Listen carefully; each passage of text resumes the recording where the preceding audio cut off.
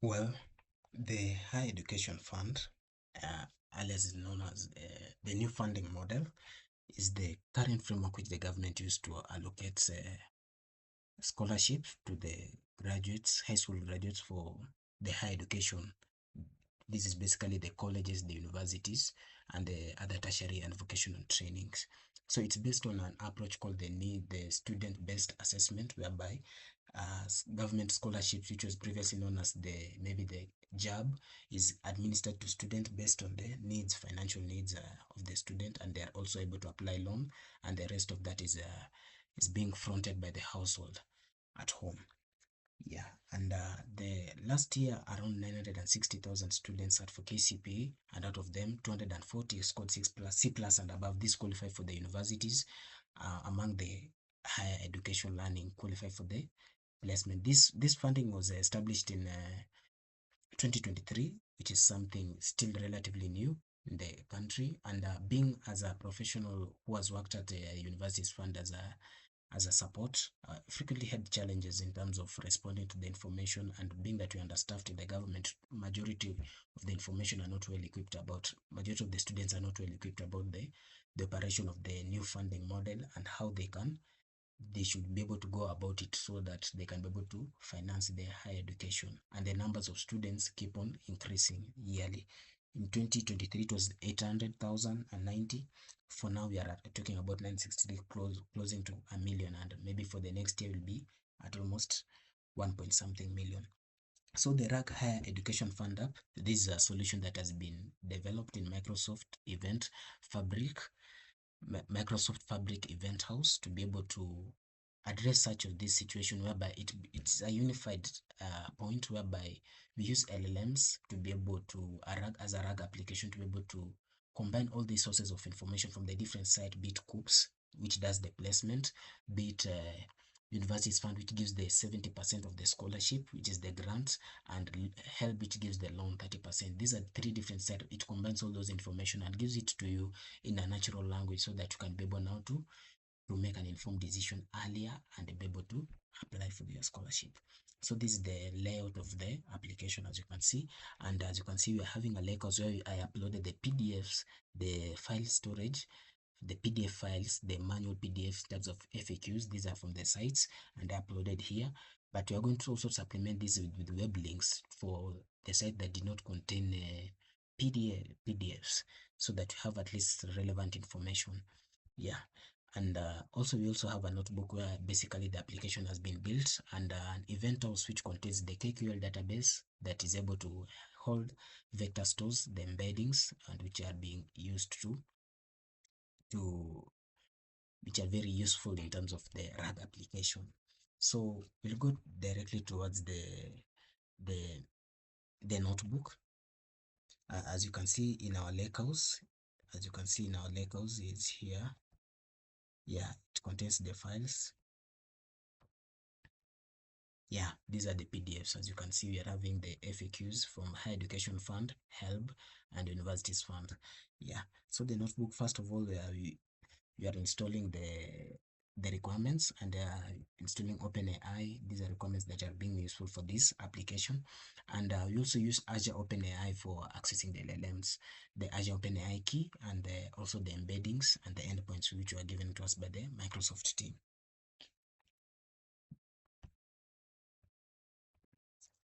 Yeah, so yeah, we'll continue. Yeah, so the here we are passing the API keys and the endpoints as given by the Microsoft team, and so we'll move creating the client with the Azure OpenAI client to calculate the embeddings. So you are just loading the PDF files and be able to chunk it into smaller chunks. And we are able to see these are the 4 PDFs being loaded from the lakehouse. And here we are also concatenating with the web URLs of the relevant links. You can see these are in terms of student loans, employers, FAQs, institutions. So these are an all-round information that will be useful for anyone to access this information. Should you have queries about the HELP, the COOPS, should you have queries about the Higher Education Fund, Universities Fund, everything, we are trying to put them in a unified information. So these are the PDFs that have been successfully chunked, and you can see we are having the chunks there. and now you've tried to load the web URLs, and we used the web-based loader, and we had some issue with the verification of SSL, site security certificate, but some of it did not work out. But I had to manually scrap the site as a fallback plan, as you can see here. Try this. So where the web-based loader failed on those sites, I used now the fallback, which is the manual web scrapping, to get the chunks from the site. And the rest of the site, the web-based loader was able to load the chunks. So in total, I had 135 chunks, and these chunks I had to save them into a pandas data frame with the different column: document name, content, and the embedding. As you can see, this is it. This is just a representation of the data frame, the first five rows. And now we are calculating the embeddings. And for now, for the embeddings, these you have now generating the embedding. These are high dimensional data format of the information. As you can see, it's in form of vectors, and these are the embeddings for the respective content here. And now we are writing this data into MS Fabric Eventhouse to storing it in a Custo database. We are going later to see why we are going to use it. And here this is just a function to call a GPT-4 for natural language answer, to be able to combine the question and the answer and vectors and respond to in a natural language way that you'll be able to understand. And now this is a function to retrieve the answer using embeddings with similarity search. Similarity search is very key, because when these chunks that are in the vector store, they have been given different embeddings, and the codes, these embedding dates, the more the similar the codes, the more the similar the information. So these vectors are being able to be combined together by the LLM, and respond to back in a natural answer, and you're able now to get your answer. Yeah, so for now here we are able to pass a question. I'm using the PySpark Python notebook. It will not allow me to create whereby a user can manually input their question, any type of question themselves. So you have to pass our question through the notebook, and as you can see, yeah, just pass a question. IGCSE. IGCSE is an international standard for high school students to apply for COOPS placement. And as you can see, this is the information that you are able to get based on the FAQs that you are given there. So it works. The RAG application works.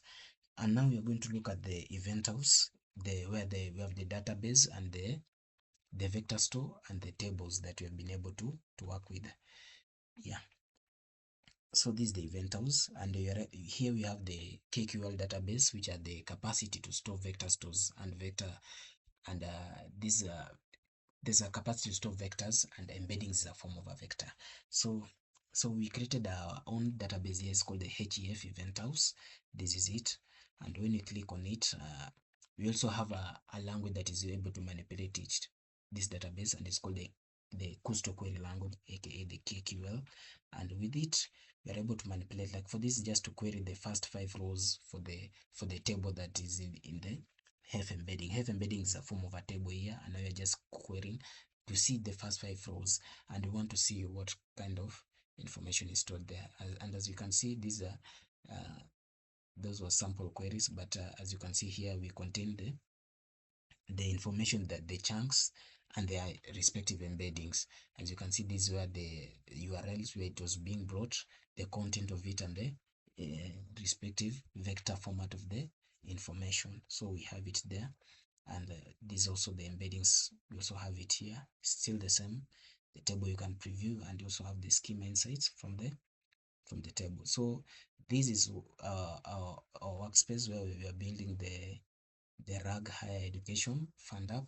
And as for now, as you can see, it's still being hosted in a notebook. We are looking for now to transit into maybe incorporating an external UI, external application that can now be able to connect to this RAG in the Eventhouse, and be able to supply answers to the student in terms of questions regarding higher education funding, the means test instrument, which is highly controversial. I understand that we have just concluded a task force investigating about the new funding model, and now that it has been cleared by the government some few weeks ago, to been cleared by the High Court some few weeks, is it the Court of Appeal some few weeks ago, to continue to apply to run. Students are going to need information about the new funding model more, and that's how we came in. My experience came in as a result of the data entry at Universities Fund, and I could see I used to offer support, and I could receive queries regarding higher education fund in emails and calls. But we only have one office in the country with the limited staff, so we need an agent who can be able to supplement this information continuously going forward. So this is the structure of our project, and thank you very much for having me and team here.